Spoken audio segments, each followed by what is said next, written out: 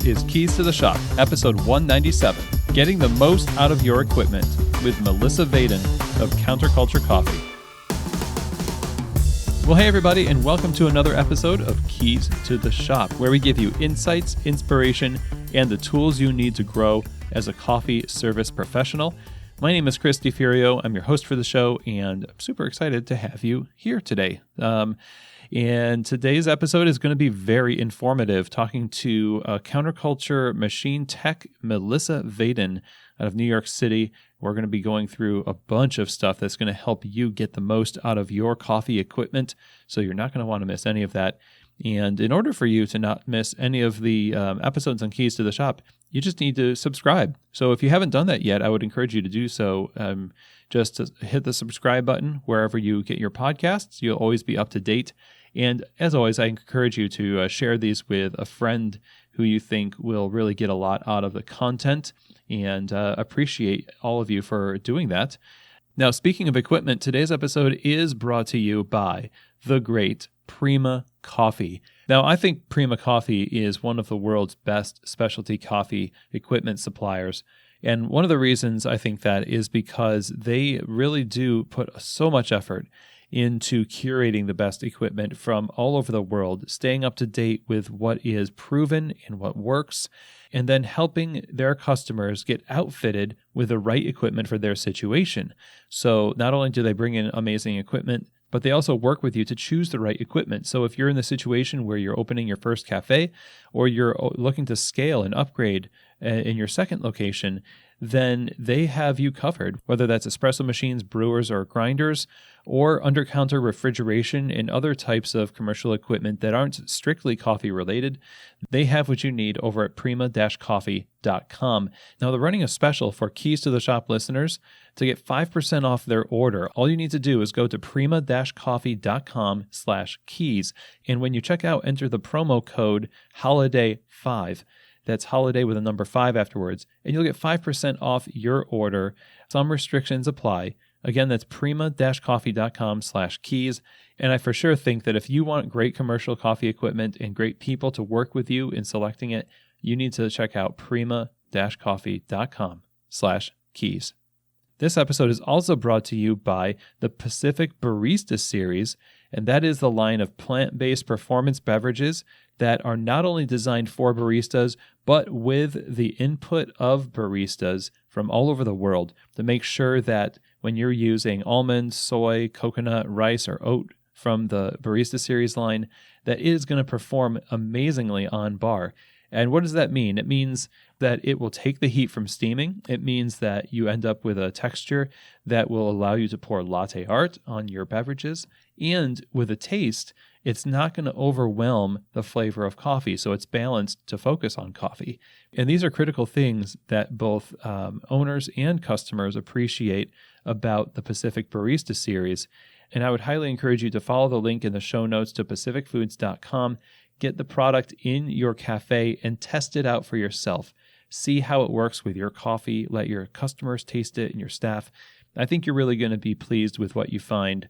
Again, that's pacificfoods.com, and the Pacific Barista Series really is going to help elevate those offerings in your cafe. All right, so today we're going to be talking about maintaining your coffee equipment, really getting the most out of your coffee equipment in the cafe. And to do that today, we're going to be talking with Melissa Vaiden, who's an amazing service technician for Counterculture Coffee in the New York City region. Melissa had been a barista for years, and then she found her love for tech through an internship at Boxcar Coffee. And ever since then, she has just had this love for fixing coffee equipment. She speaks on panels regularly, sharing her experience as one of the few women working in the technical field in coffee, as she also is a stage manager for the Coffee Champs Cup Tasters competition. Melissa brings a ton of knowledge and wisdom to this conversation. We cover pretty much all the equipment in the coffee shop, how you can avoid disaster with these things, and the common sense approach to maintaining your brewers, your grinders, your espresso machine, your filtration. And she brings up a lot of great advice for heading off these problems at the pass. So I think this is just a really great and practical conversation with somebody who obviously being a tech in New York City, has seen and experienced a lot. And so it would behoove us to listen to Melissa as she schools us on coffee tech and makes us all the better at making coffee in the process. So with all of that said, let's get right to our conversation. Here now to talk about getting the best out of your equipment from Counterculture Coffee, Melissa Vaiden. Melissa, how are you today? Welcome to Keys to the Shop. Thank you. Thank you for having me here. Yeah, I'm really looking forward to talking about tech with you. And, this is a topic that we are constantly having to focus on in the coffee shop because things break and they need maintenance. And thankfully, we have folks like you out there on the front lines helping us make coffee consistently and not shutting down for too long when things go wrong. But at the end of this, I know we're going to have some really good tools, and you've got some great points to make here. So I'm looking forward to diving into this. To start out, I guess, just want to know some of your story and your coffee background, and specifically how you came to focus on the tech side of coffee. Yeah, definitely. It was definitely kind of a lot of trials before finding tech for me, I guess. I started out in coffee. My first coffee shop I worked at was in South Carolina. We actually served counterculture, which is I feel like I've been a stand from the beginning. So now that I work here, it feels so crazy, But so I worked there for a couple of years and I helped manage the shop with my manager at the time, Chloe, who also works for counterculture now. And then I moved to Colorado and I worked at Boxcar Coffee Roasters for a while. And after working in the cafe for a while, I just kind of was thinking, what do I want to do? Obviously, I want to work in coffee. I had come actually from the culinary side of things. I went to culinary school. So I kind of just left my whole degree and started doing coffee all of a sudden. So I was like, I want to do this long term. This seems like a good fit for me. And then, so luckily the people at Boxcar are amazing. And I was like, well, we have a roastery, let me intern at the roastery, so a few hours every week, just shoveling green coffee into bins and weighing out coffee for everyone and bagging so many bags of coffee. And then we had a small service department where it was, 2 guys who just would service the accounts that we sold coffee to and our shop also. So when I was there, bagging coffee, they would let me watch what they were doing and tinker with things. And after a while, they just let me come with them on, kind of a ride along situation. And I ended up really liking it. So then the lead tech actually left and then kind of made room for me. So then they kind of hired me as a part-time tech. So I was still working at the cafe and then doing part-time tech work, and then learned a lot. And then I applied for this job and got it back in February of 2019. And I moved to New York. So here I am now at Counterculture Coffee in New York, and have learned a lot since I've started here. A lot of work to be done in New York, but it's been great. It's been definitely the biggest learning experience I've had since my first coffee job in a coffee shop. Once I learned about coffee and felt more confident in that. Obviously, no one feels 100% confident in it because things are changing all the time. But you kind of get in a groove with things, and then you're ready to learn the next thing. So that was kind of where I was at, and yeah, I'm glad I get to work here. I feel like I learn something new every day. No, that's great, and learn something all the time. I was curious to know what it is that you said you ended up really liking tech, and so you found your sweet spot in this area. I wonder why do you like tech so much? It's interesting. I guess I just find the skill set. I find the skill set really useful for so many other things in life. It's makes me feel more confident in doing DIY projects, because it's start learning about electricity, which is not something that people are super familiar with, and you learn how just mechanics of things work, and it's really fascinating. Also, it's just a kind of if your brain works in the way where it's you like to solve problems, mm-hmm. and you like to find solutions to those problems, then I feel like it's could be a good fit because it's like that's how my brain works, and I just feel like it's really rewarding. Like when I figure something out, like on my own, or I like find a way to figure it out, and then I'm just like, yes, like I fixed it. Yeah. Everyone's like very grateful. You know, it's a good feeling, and then you just like leave feeling very accomplished at the end of the day. Indeed, man, that's a great feeling to have.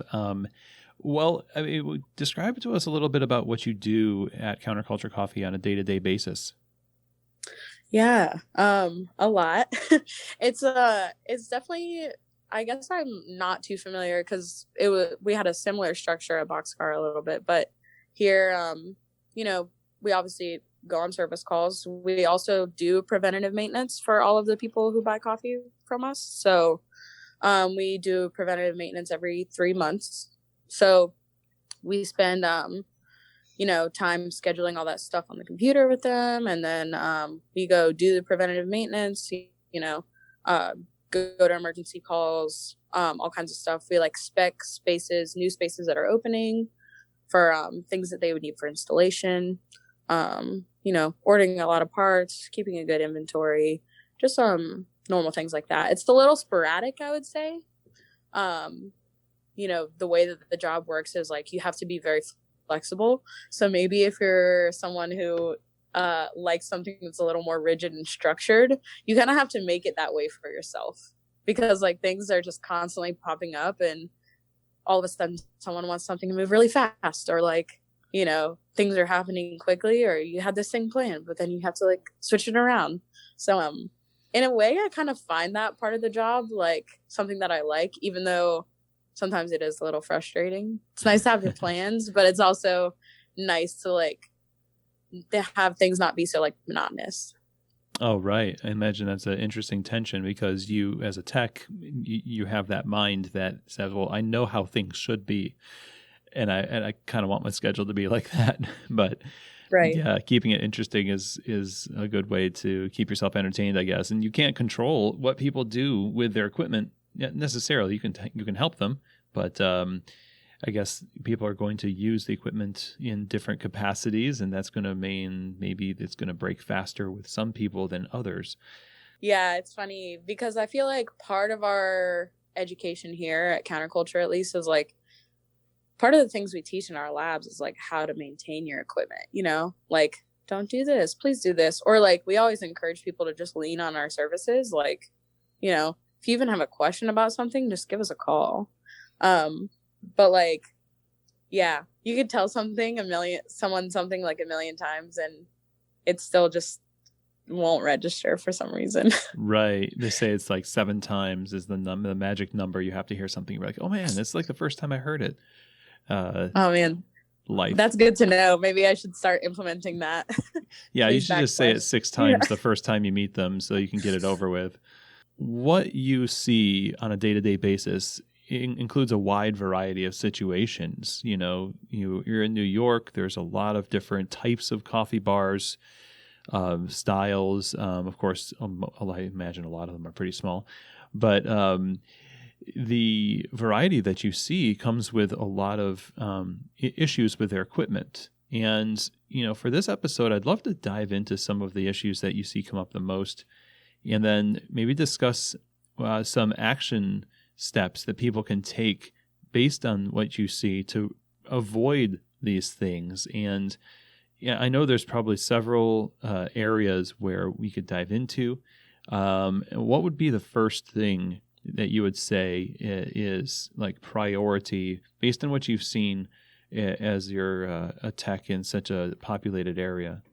Definitely. So when it comes to the maintenance of coffee equipment, like what people can do like in-house that kind of like will keep them from having issues arise like consistently and kind of keep those things at bay, like really the 2 biggest things like that come down to it are like cleanliness, like making sure you're cleaning your equipment just overall, and also your water filtration for pieces of equipment that require water.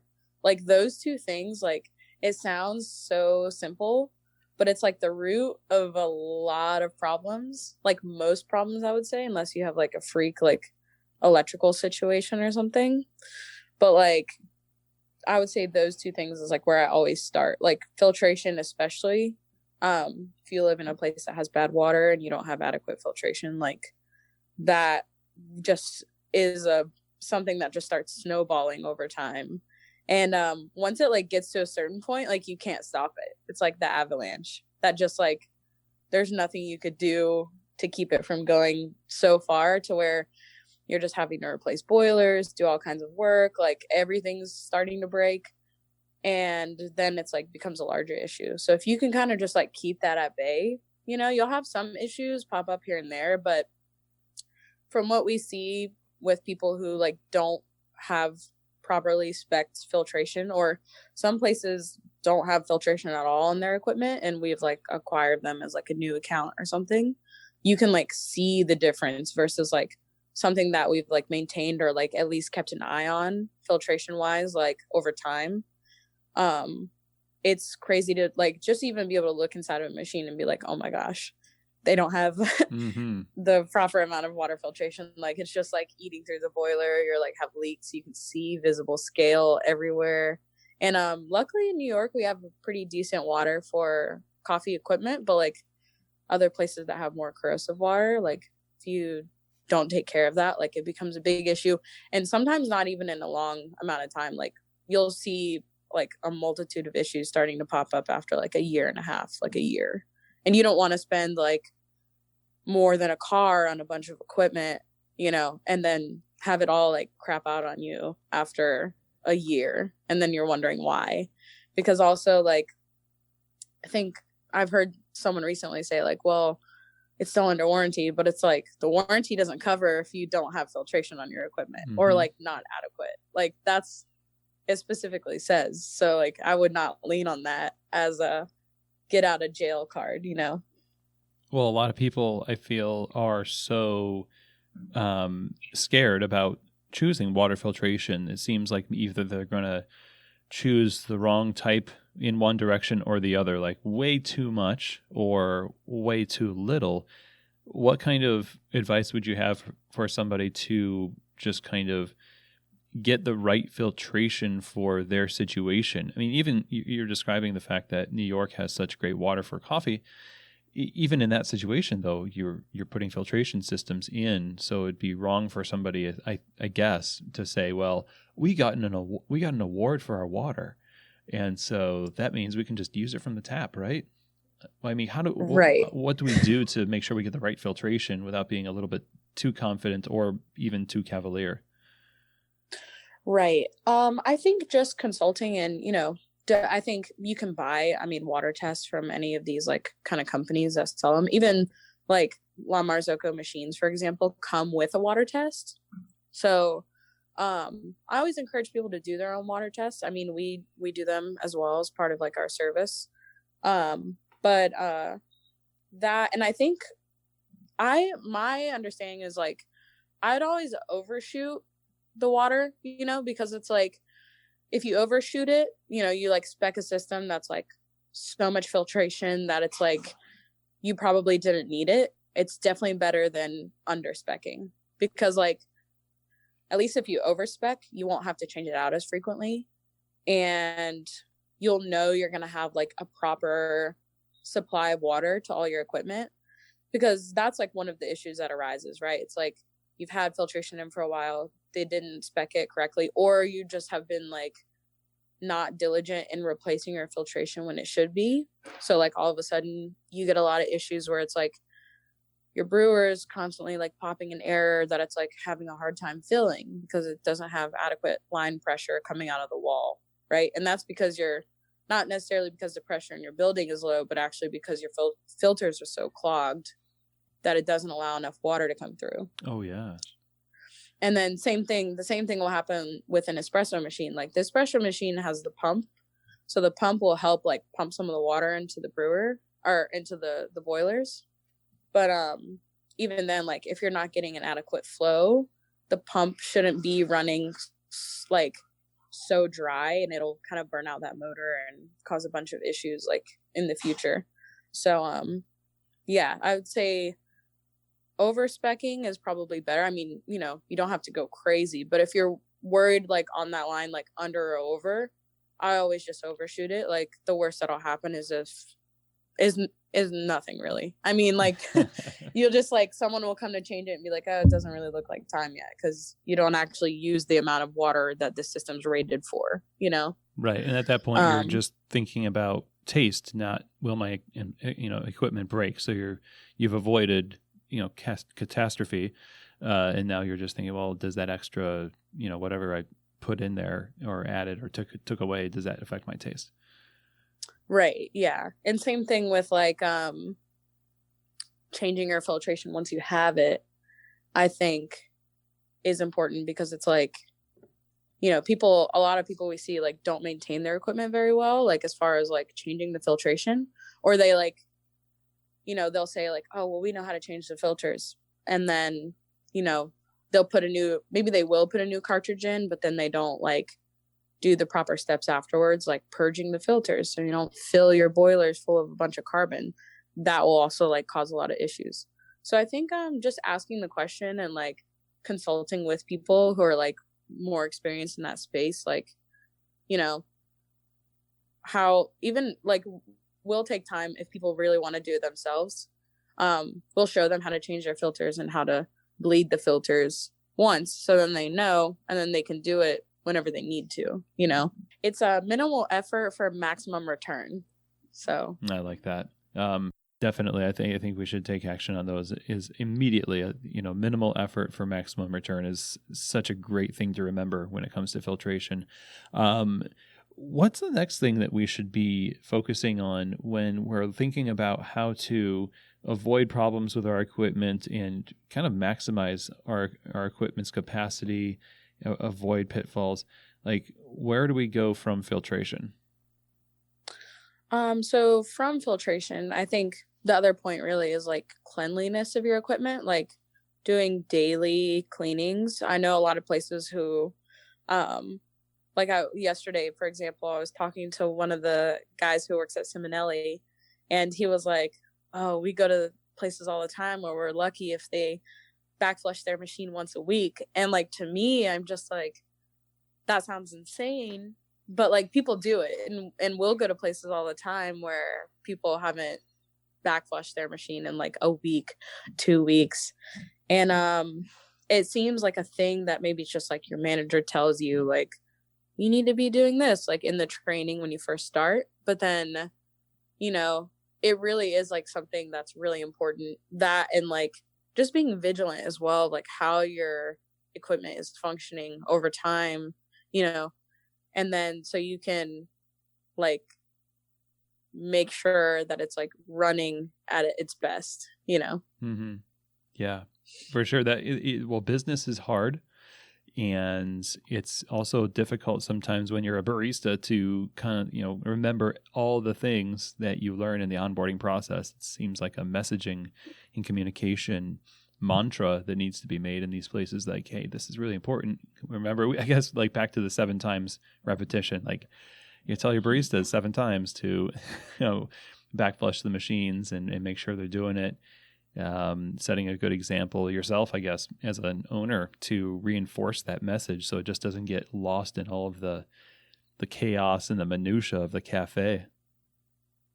Definitely. Yeah, I think just having a system in place where there are some sort of checks, and just like making sure that things are getting clean, because ultimately it does like affect your business. Like if you're not cleaning every day, say your espresso machine or your grinder, like we recommend like daily grinder cleaning as well. And it doesn't even have to be anything crazy, like all that stuff doesn't really take a lot of time.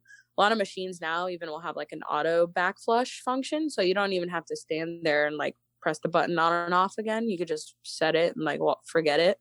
Oh yeah. So it really, again, is one of those things, like it doesn't take a lot of effort, but it does make a big deal like in the long run and like the longevity of your equipment. So well, let's talk about the grinders. That is another piece of equipment that is so is forgotten about until it starts making a funny noise, and it's like put it on the Slack channel. Hey, should it be making this noise? Watch this video. What do we do with our grinders? Those are expensive pieces of equipment. What do we do to help maintain them so that they don't break down as much? Yeah. I think in-house, what you can do, I always recommend clearing out coffee from the grinding chamber every night. So I, close off the hopper and then clear out all the coffee. Depending on where you work, like where I've always worked, we have always taken the coffee out of the hopper. It's more of an aesthetic thing more than a functional thing, but it just keeps oils from like accumulating on the hopper. And then definitely cleaning the grinder out with either just a small shop vac, or at the very minimum, like a little brush. But a shop vac really will do like most of the work for you. You don't even really need a brush even. And those are cheap enough to find anywhere. Find at Home Depot. I have like a little tiny one that I carry around the city with me. It has like a little hose attachment on it, and then it was like $30 on Amazon, but it does the job. It will just clear some of the coffee out of there, because ground coffee has oils, then that will like cake up on the burrs a little bit, and over time, like you'll see, like if a grinder hasn't been cleaned very much, then you'll see like a lot of residue built up, and that kind of stuff is harder to get off once it's like on there. What's the danger of this? Like what? Like if we just say, you know what, Melissa, I got this. I think that's nice that you have that opinion, but I don't need to do all that every night. What do we run the risk of doing to our grinders if we don't do that? So really a couple things. I mean, you risk having those oils kind of build up on there, especially if you have like a more developed coffee in your hopper where they're just naturally like a little more oily on the outsides. And that'll just cause a lot of clogging and damage. And also, it isn't good for the coffee as well, like kind of having like old coffee sitting in there. We have a couple accounts that have those old like super jollies or rovers that have like the little clacking mechanism on the front. Yeah. That you don't really see a whole lot of anymore, especially in like newer specialty shops, but like they'll have like the thing like full of coffee, and you're like, that's not going to taste good. That was from yesterday, So not only is it really good for your equipment, but it also helps your coffee taste better, like not having those old oils and like kind of particles build up in there, and like having a little bit of like a fresh start every day, will help your coffee taste good, as well as like maintaining your equipment from getting kind of like gross and dirty on the inside. Because it will eventually lead to like clogging, and your grinder could just like stop working altogether. Yeah, sure. I mean, you're forcing all that ground coffee into a narrow opening, and it's sticky, and inevitably you're just going to be like, man, why don't grinders work so well? And so much of it seems like maybe it's just that we're not maintaining them as often as we need to maintain them. They're not going to be perfect. We love to hate on grinders, but maybe we have some culpability in that. What kind of schedule should we keep for this type of thing? Like, are there like just processes that owners and managers can do to help this along to make sure it gets done? Yeah, I would say, keeping just like keeping up on your staff to like maintain these cleanliness standards, but also another thing that'll happen just naturally over time, like your burrs will wear down on your grinder, and you'll start to notice like a decline in taste. Things will start tasting like kind of muddy, because it's just like not chopping up the coffee in a uniform way anymore. So I think personally, we always recommend that people, just keep track, like an approximate number of like how much coffee they're putting through an individual grinder, right? Like if you use the same blend for your espresso, for example, and then, you can just keep track of like how much coffee you ordered up until a certain point. Every set of burrs is rated for an amount of pounds to go through before you need to start thinking about like changing them out and having them be fresh. It's one of those things that even for text, sometimes like it's hard for us to visually see, because unless they're really, really worn down, which is like, we've gone too far past at that point. Like obviously they need to get changed. But So keeping a track of like how much coffee is going through the hopper, if you're using just one kind of coffee, it again, like, is a little bit of work on the owner's end, but then you'll know that you're like maintaining good standards as far as like the quality of coffee that's coming out. And, once your burrs get so flat and like dull that they're like not really chopping up the coffee anymore, your grinder is going to have a really hard time trying to chop up that coffee. And you'll notice like on grinders where there's like a timer, and you can kind of see like over time, like it takes more and more time to grind that coffee. Then once it gets like a little far past, then you can kind of start thinking like, oh, maybe it's time for me to change this out. So I think that's a good thing that shop owners or managers can just like keep track of, because again, it is one of those things that's a little hard visually to see. There's all kinds of tests that techs have told me, like I do the fingernail tests where you like run your finger on one of the like sharp parts of the burrs, or like it's a visual thing, or you like feel for like a bite on them. But really, like they're rated for a certain amount, and if you're like a mid to high volume cafe, like maybe you need to have your burrs changed out every year or so, depending on how much coffee you sell on every specific grinder. So, do you think that this is sort of a tangential question, I guess, but do you think that there's a mentality among owners and operators that the equipment should just work and do the work without any hitch or maintenance? I know that sounds extreme, but it almost seems like people are just amazed that something goes wrong with a piece of equipment, or that there's more like you need to do something more than just plug it in. Do you think that that's a thing? It's definitely a thing. Definitely a thing. It is a little frustrating on our end, but I understand the mindset, but because people, I feel like, don't think of coffee equipment in the same way as they think of maybe other pieces of equipment that have been ingrained to maintain. So like I always tell people, like an espresso machine is very much like a car. You would never, if you had a friend who said that they hadn't got their oil changed in 10,000 miles, you'd be like, what's wrong with you? But no one thinks about like, if you haven't had your espresso machine even looked at by a tech in like a whole year, people think it can run seamlessly for like 5 years and have no issues, Mm-hmm. So I always just try to like tell people that like, this is like a car. It's the price of a car.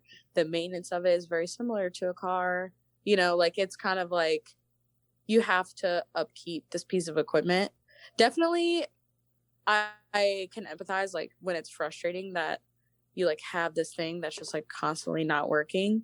And definitely I think it's like part of the tech's job to like figure out what that issue is, especially if you have like the same thing like popping up over and over again, not just like coming and throwing a band-aid on the solution, but actually like trying to fix the root of the problem. But I think just shifting that mindset to more of like, this is like a thing that you need to maintain, and it's not going to be perfect all the time. And because it is a piece of equipment, and like things break or things are a little inconsistent. I think it's just like good to think about it that way. That's a great analogy to draw for that. It really is. And it's never, something that you think about in terms of money, almost like it's effort. But, when you purchase a car, I don't know that I've ever really purchased a car and forecasted how much it's going to cost me to change the oil in that car over the next 10 years that I have it. I know I'm going to have to do it. But when you're looking at changing the burrs in your grinder and you say, well, geez, it's not in the budget, and so I'm going to put it off longer and longer. If you're even paying attention to that, it seems like once you purchase an espresso machine or grinder, if you've already thought through the fact that you're going to have to, for those high volume cafes like you're talking about, change the burrs after a year, you're already going to allocate that money somehow. And it's not going to be like a surprise that keeps you from purchasing it when you need to, because you think you're going to save money by just not maintaining it. Right. Yeah. Which is like part of, especially shops that will sometimes like have maybe bought more equipment than they actually are using in daily service. We have a couple of people like that where, you know, they have these pieces of equipment that they don't use a lot. And, you know, they think, well, we don't use it a lot, you know, or like, for example, like a 3-group machine, you know, a lot of places will only use 2, and then the other one kind of gets like neglected in a way, third wheeling, you know. And but all those things like still need to be maintained, because when you do go to use it, you know, it's still going to need to work. So just like being aware of like those maintenance costs, for example, just like a ballpark, minus the labor obviously, but like for you to maintain, like, you know, change your screens, screws, gaskets, springs in your espresso machine, you know, maybe take a look at things on the inside, you know, maintain your brewer and a couple grinders will cost you less than $75.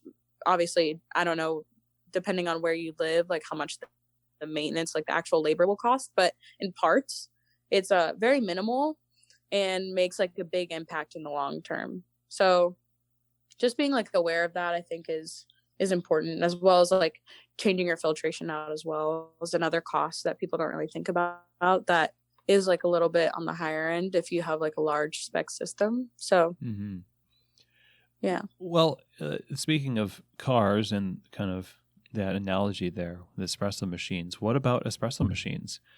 The kind of the heart of our operations. What kind of things do you recommend for that?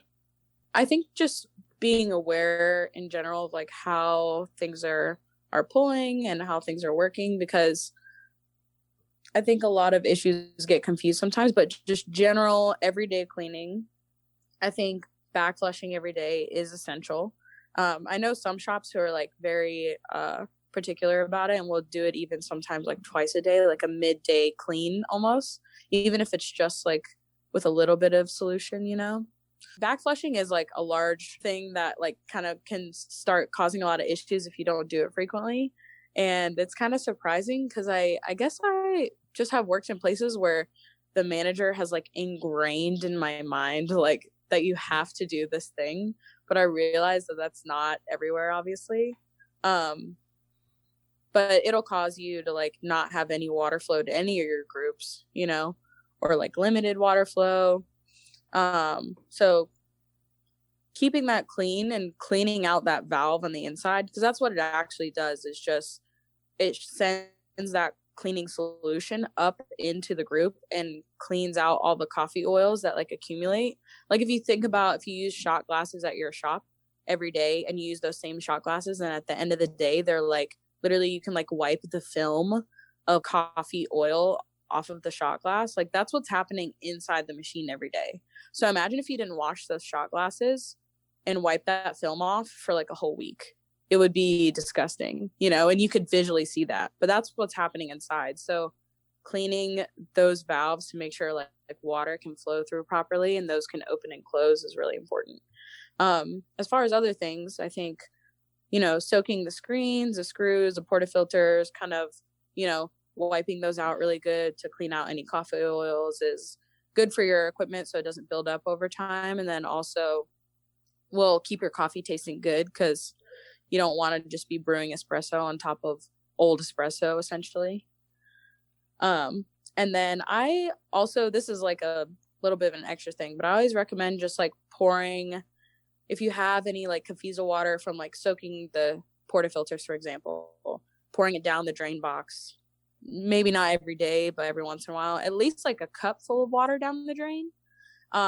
Because that's something it's funny, we get a lot of calls actually for just overflowing drains, and it's seemingly easy because you're really just like snaking a drain, so sticking something down there until you get the clog out. But you can prevent that like coffee buildup in there just by flushing just some clean water through, some like warm clean water, and kind of like letting some of that like espresso sludge like actually clear the drain. I think something as well like has to go with coffee quality is kind of checking the flow rates every so often. And it can just be something easy that you could do, like, once a week or every couple weeks, every month or so.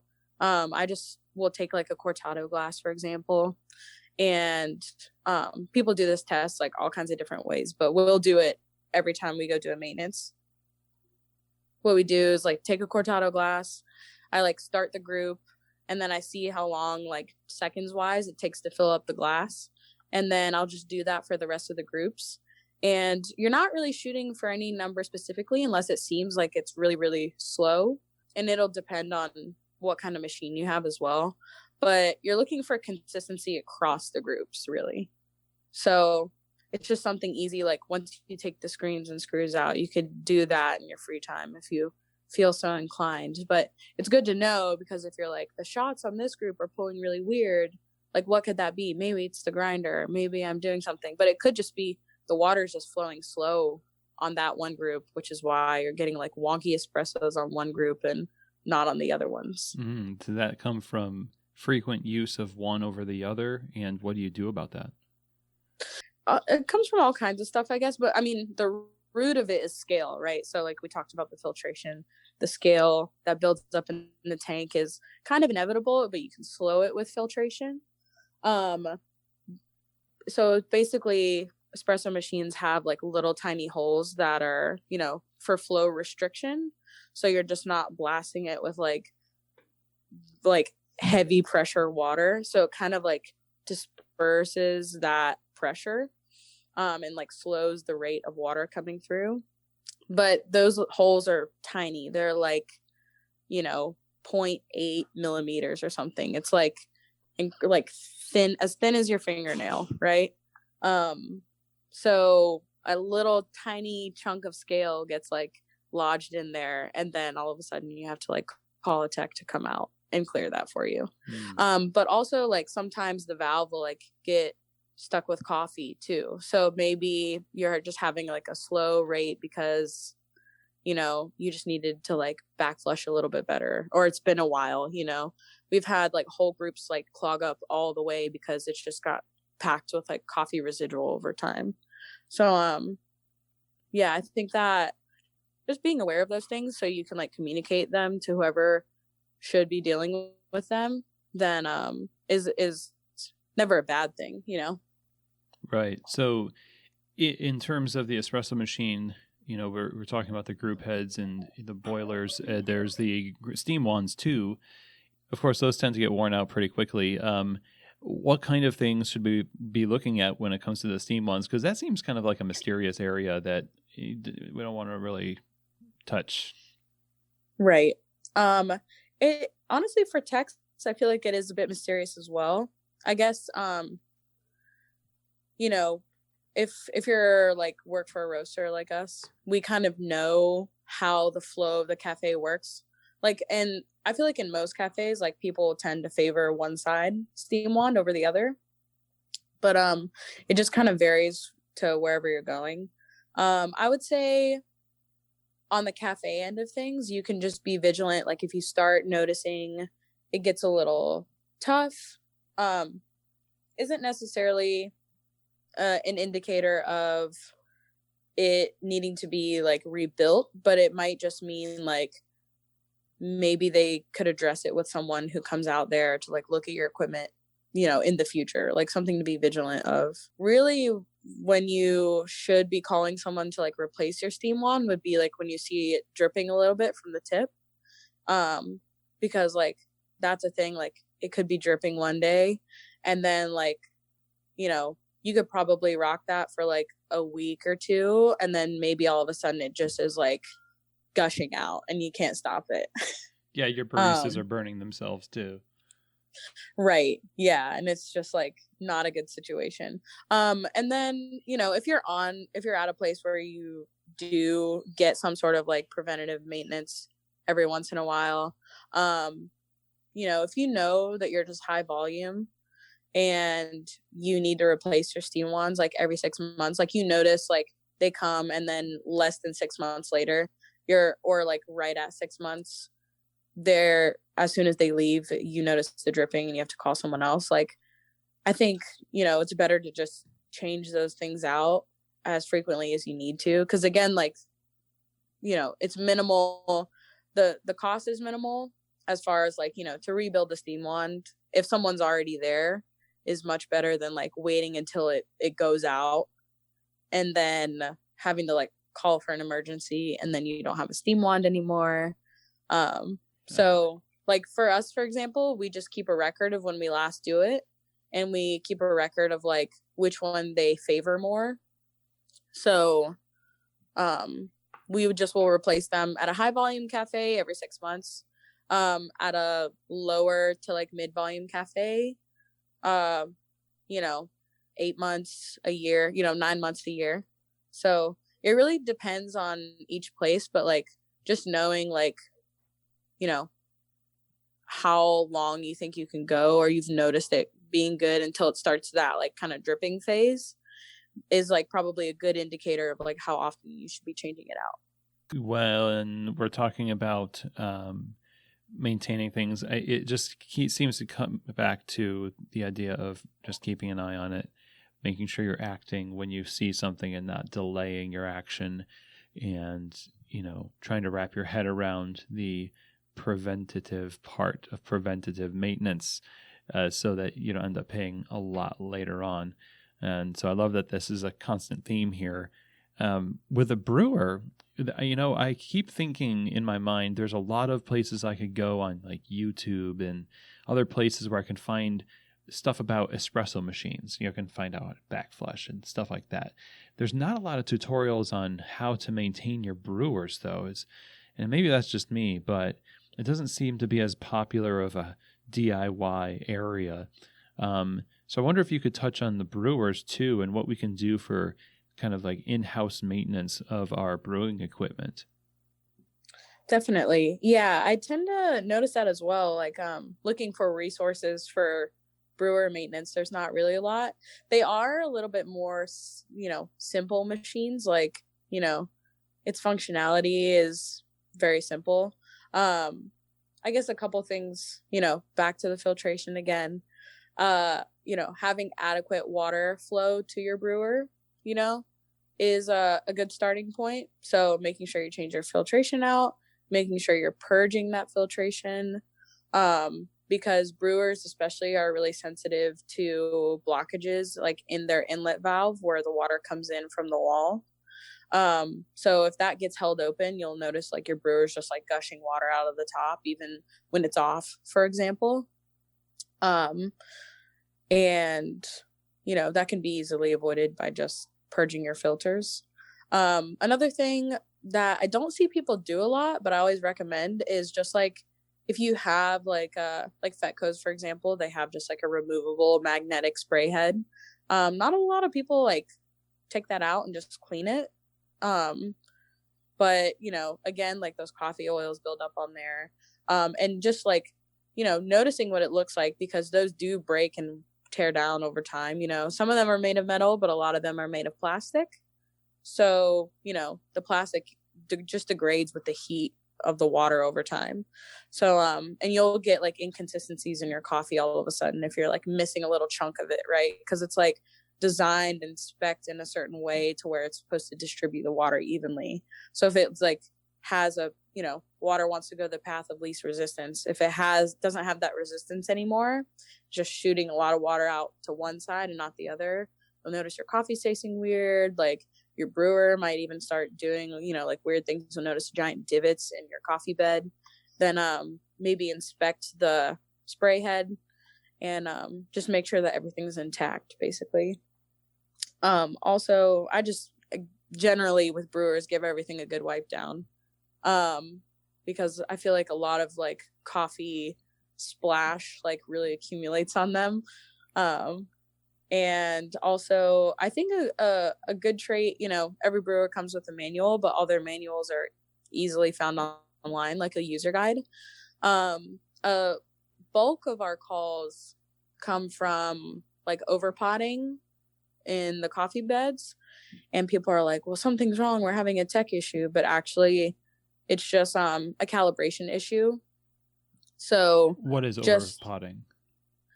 It's just like whenever you're having like too much water being output into the coffee bed, and then it's just like overflowing over the filter, and then like kind of the grounds follow it and fall through, and you're like, oh, I have a bunch of grinds in my coffee, right? And you notice like, well, my filter didn't turn over in the basket, and like doesn't look like anything's wrong, but also it looks like it went really full, basically. So that usually is just a calibration issue for us, at least. And for most brewers, you can just find that like quick guide in the user manual. So just taking time to like familiarize yourself with that, you can play around with it a little bit, and like, because even if you maybe don't feel comfortable doing it yourself, if you like call a tech company, for example, maybe they'll want to like walk through that or troubleshoot that on the phone with you. And if you're at least familiar with it, you could probably just resolve that over the phone without them having to like come and make a visit, and you can get back to like brewing coffee more quickly. So that's another thing I always recommend, is just like familiarizing yourself with the equipment in general. Like you don't need to know everything, but like know what a portafilter is, know what the screen and the screw is, like know what the basket is, know how to get into programming at least, because not only are you going to maybe need it for tech issues in the future, but you should also know these things to be able to like program your own equipment, like if you want to change a recipe or something. Because like, it's not necessarily, it's a little inconveniencing for like a company to come do that for you, but it's really more inconveniencing for you, because if they can't come do it, it's easy for you to do yourself, so it's just, you're gonna have to like wait when realistically you could just do it yourself. Empower yourself to fix it, and it takes a little bit of an extra time to invest in the reading the manual and figuring out how to program the buttons and fix your own flow rate and things like that. But once you have that power, you're not going to go back, and you're going to feel a lot better about your situation when something goes wrong, for sure. I'm really thrilled that we got to talk about so much in this conversation, and I want to go back to something that you said a little bit ago about people buying equipment that they don't really use that much. And this is one of those things where I see it a lot too in my own consulting, and just being around coffee for so long, that people purchase equipment that they don't necessarily need, or is too much for them, or it's like the wrong equipment for their situation. And I wonder, it's kind of a two-part question, really. What kind of mistakes do you see people making when they're purchasing equipment? And what are the best practices for people like going forward? What should they consider when choosing equipment so they can get the most out of it, instead of inheriting a headache that was unnecessary? So I guess a couple of things really that I've seen, especially recently. I think knowing, what your cafe concept is going to be. I feel like I see a lot of people just like order equipment, like what they think other shops, like they just see what's at another shop and they're like, that's what I'm going to order for my cafe, without really thinking like what kind of service they're going to, have, like what kind of coffee program they're going to be providing. Like for example, I like went somewhere recently where, they have like a brand new machine, they have a nice brewer, they have a couple of single brew like pour over machines, but they only make one pour over a day, right? And it's not really like any skin off our back, but it's like, do you want to spend all that money on this piece of equipment when maybe you could have like upgraded on another piece of your equipment, or like bought something else that you would use more, as well as like, now that you have this piece of equipment that you don't use, like those single use, pour overs, for example, now you have to still maintain that. So, even when someone comes to look at it, someone's still got to take a look at it. And actually it not being used is kind of to its detriment a little bit, because, when water sits and it's like kind of like sitting stagnant for a while, problems like start to arise because there's not like a constant flow of water getting through. So the minerals in that water kind of want to start to calcify and get hard because, not enough water is like flowing through to like kind of flush the system regularly. That, and I think I definitely will see people wanting to like buy the newest best thing, like because they want their cafe to like have the newest thing.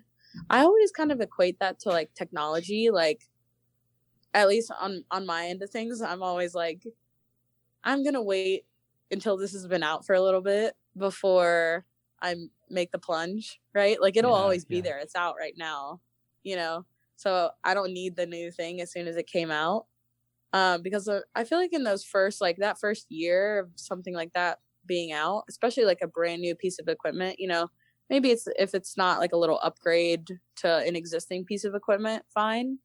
But like brand new machines, you know, there are a lot of coffee like startup companies coming out with new pieces of equipment that haven't been established in the business for very long. Not saying you shouldn't buy from them, but just like understanding what you're buying into when you do buy pieces of equipment like that, because they will inevitably be trying to like figure out the bugs in those things along the way. You know, it's not all figured out like when people launch companies like that.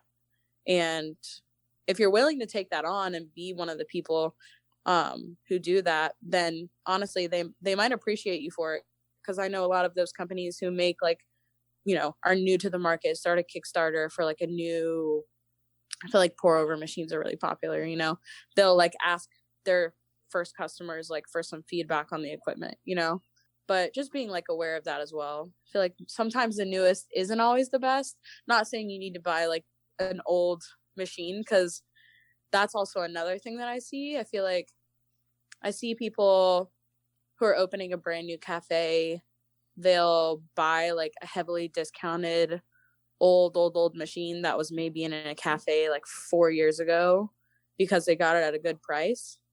And I'm personally a bargain shopper. If I can find like the cheapest thing, like I'll buy generic brand. I don't need the name brand stuff.